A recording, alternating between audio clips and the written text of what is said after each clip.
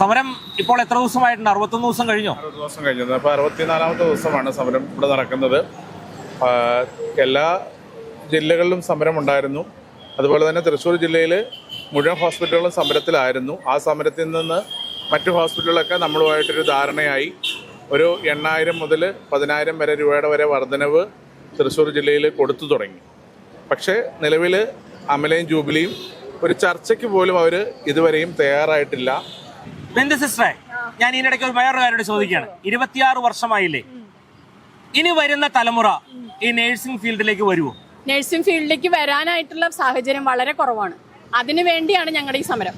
ശരിക്കും പറഞ്ഞാൽ പുതുതലമുറ നേഴ്സ് എന്ന് പറയണത് ഇവര് അട്ടിമറി വെച്ച് ഓരോ ലക്ഷങ്ങൾ ഓരോ വർഷം കൂട്ടി നഴ്സിംഗ് സീറ്റും കൂട്ടി അവരവരുടെ ഒരു കച്ചവട സാധ്യത ഉണ്ടാക്കുകയാണ്. എന്നിട്ട് പകരം കുറേ കുട്ടികളെ ഒരു 40-50 വീതം സീറ്റ് കൊടുത്ത് കുട്ടികളെ എങ്ങനെ പടച്ചു വിടുകയാണ്, അടിമകളാക്കി.